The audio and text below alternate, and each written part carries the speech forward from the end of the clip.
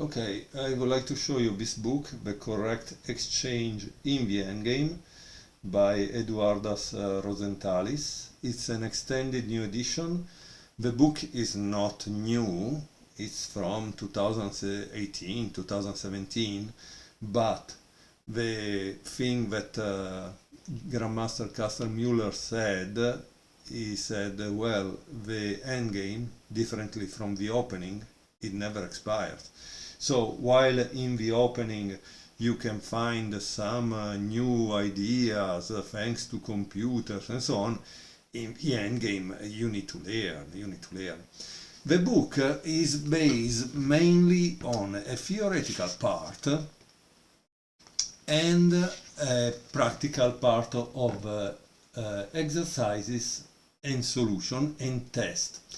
So this is the real good thing of this book, that has a lot of exercises, so you will learn in the first part the evaluation of the exchange, how to evaluate the exchange that brings you into the endgame, but then you will be tested and you will have a lot of exercise to understand if you understood the concepts. With that said, I would like to present you one game that is in the beginning of the book and one position at least, okay? Hoping that you will enjoy it. Obviously, Grandmaster Rozentalis is a very expert player that has won many championships in Lithuania and in the former Soviet Union, so clearly a coach from which we should learn. Normally, you would pay a lot of money for 1 hour of one of these coaches that are the top, and here you can have all this wisdom for just 20 bucks.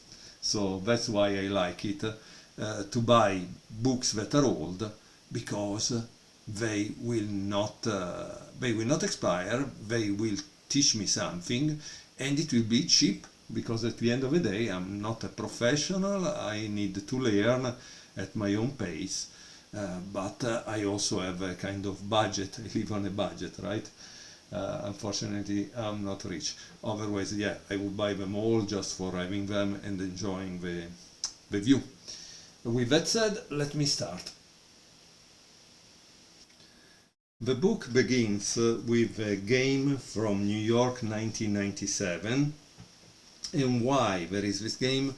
Because this typical opening that was popularized by Fischer in reality enters the endgame quite fast. Rozentalis was white and black was a player called T. Wedberg. I don't know if Wedberg was a title player. Unfortunately, in the book there is no rating, so you don't have any idea of the strength of Wedberg. With that said, I also would like to mention the fact that the paper on which this book is produced, it's really high quality, because it's a kind of beautiful glossy paper, so the book will last probably for a long time. So bishop b5, a6, and now we have bishop takes c6. This is the exchange variation of a Ruy-Lopez. Okay, and in fact the author says that. This is the exchange variation of a Ruy-Lopez. White exchanges his bishop to change the black pawn structure. It is by far not the main variation of a Ruy-Lopez, but a quite popular opening among many players who cannot or do not want to study or play very complex and long variations. It does not promise white any essential advantage, but just gives solid and clear play. I use it practically my whole chess career, and it delivers me many wins. Now the point is, and I think this was commented in Max of series of book on the middle game, because practically says that once you have a kind of majority on the queen side, you should win the game. It's not true, but I remember that example was really good, and obviously when I offer believe something, they are going to prove it no matter what. So that was really funny. Castle, bishop d6, This is a side variation, however we will not discuss the opening here as our subject is exchanges and the endgame. d4, e takes d4, queen takes d4. White achieved one of his main goals. He exchanged a couple of central pawns, which gives him a clean pawn majority on the king side. This is the king side. He has 4 against 3. Is less striking as he has double while black's majority on the queen side is less striking as he has double pawns. Okay, so f6, bishop e3, knight e7, knight b d2, bishop e6, and queen c3. White wishes to move his knight to c4, but the immediate knight c4 would lose a pawn. Okay, so if we were here and he plays immediately here, right, this is not a good idea. Why? Because of this. Boom.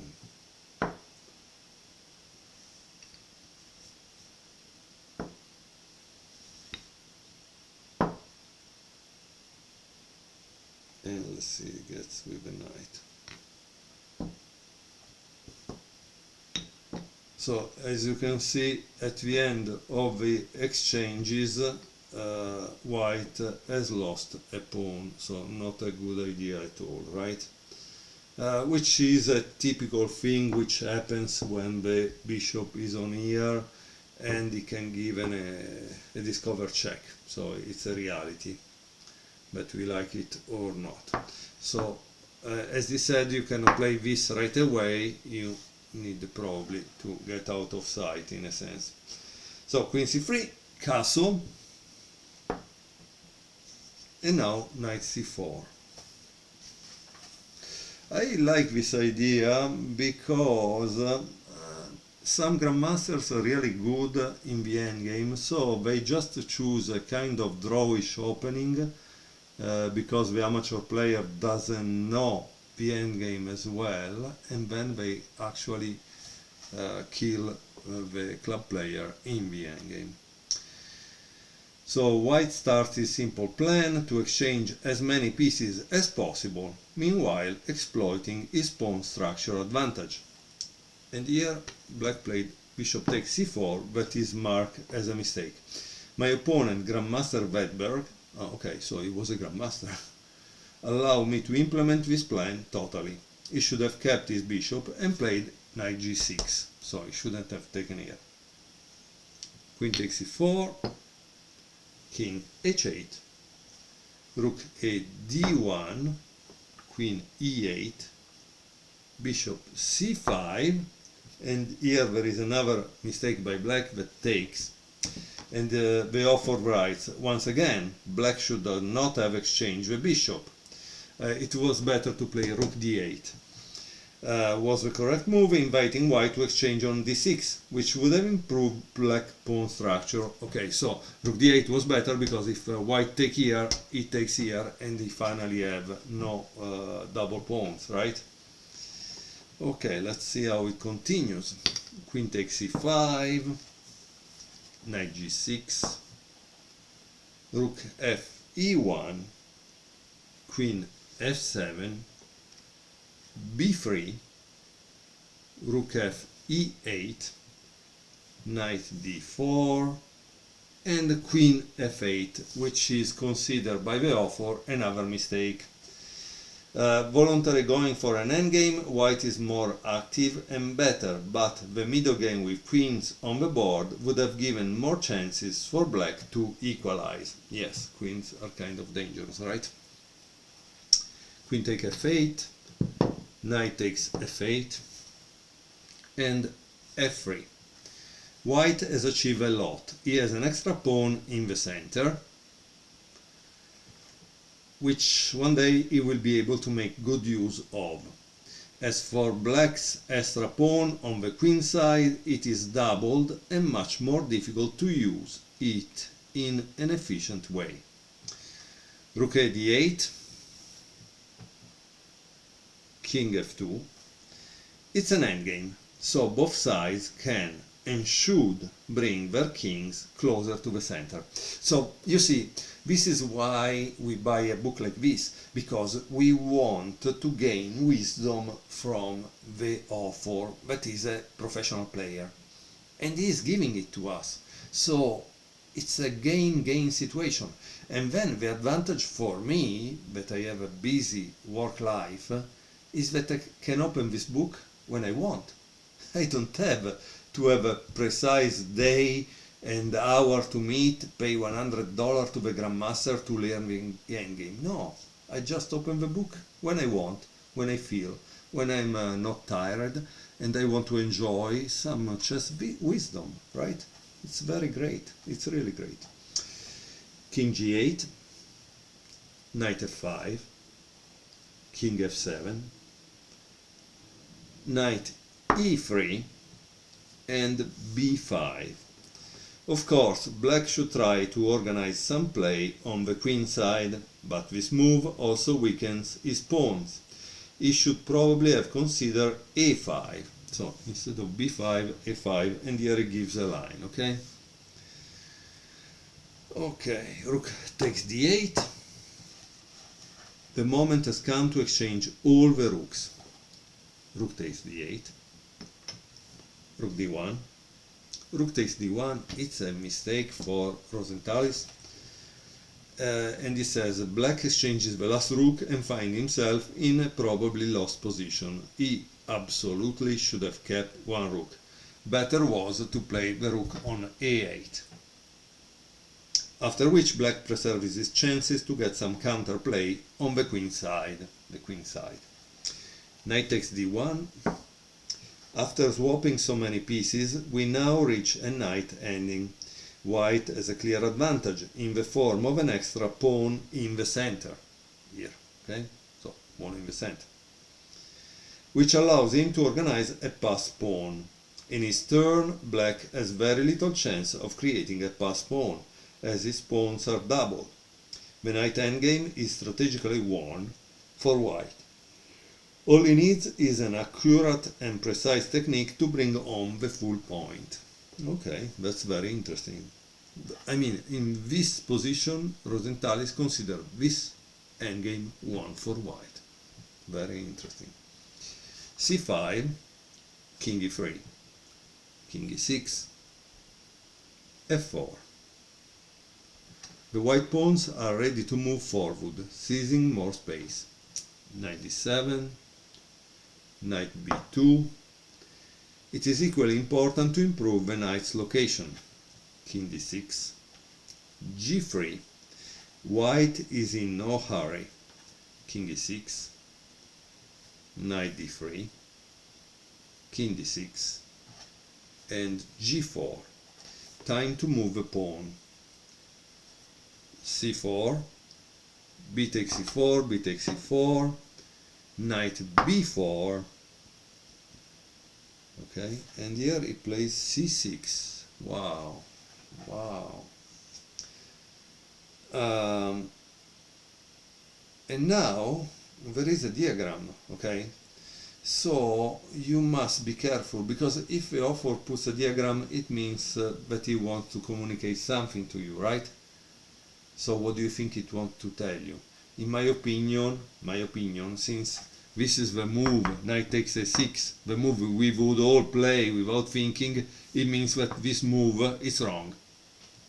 And so he wants me to start to think and understand why this move is wrong.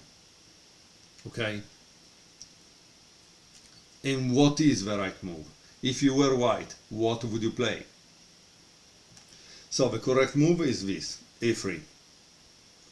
The wrong move is this, because after c5, the knight is trapped. He cannot escape here, he cannot escape here, he cannot escape here, and the king just will get it. Okay? So clearly that was what was the reason for putting a diagram. Okay? a3. And here it says, such endgames usually do not require long calculations, just 2 or 3 precise moves ahead should do the job. White prepares the way for his knight heading to the a2 and c3. So he has a maneuver, a2, c3 maneuver. a5, knight a2, knight b6, knight c3. We can see that the knight is relocated excellently. It blocks the black pawn and restricts the black knight. c5, h4. Now the queen side is blocked. White can move his king side pawns. King e6, knight b5, king d7, g5, king e6, and g take f6. White exchanges the pawns, thus making the black f and h pawn future target. Yeah, because now obviously after g takes f6 we have isolated pawn on this side, right? The pawns are also isolated on this side, and so the difference is that white has at least 2 connected pawns that can defend each other, and probably it will become a pass pawn. So that's probably the way to evaluate the position. Knight c3. Black is in Zugzwang, and the white pieces are starting to penetrate his side of the board. Knight d7, knight d5, king f7, king f3, king g6, and king g4. The white king goes forward, compelling black to move his h-pawn, which will become a real weakness. h5, king f3, king f7, king e3, king e6, f5. With this move, white prefers to win the black h-pawn instead of making a pass pawn in the center. King f7, knight f4, knight e5, and c3. Once again, white should not be in a hurry and should prevent any counterplay.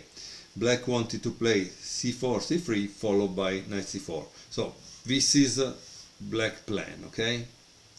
And of course, in chess, we must always ask ourselves why the opponent played that move, what does he want to do, and that's why we need long time control compared to blitz, because we need to have time to actually think, right? King e7, knight takes h5, knight e3, knight f4, knight e1, a4. The last accuracy. Black can't attack this pawn anymore and is down and out. 1-0. So at this point probably black resigned. This was a clear example of a strategic advantage which nicely demonstrated that white had a good reason to accept the exchange of every piece, because after every simplification his winning chances were growing. Conversely, black should have avoided this at any cost, or at least thought twice before exchanging a piece and determine which ones to keep. Therefore, we can now understand that while white had no difficulty solving this problem, black had a far more difficult task. Okay, so there are clearly many examples from every practice of each game about the exchange, and this book is clearly opening for us a kind of door to think about this also when we are at the board. Now I will stop this video, make a new one with some position, okay?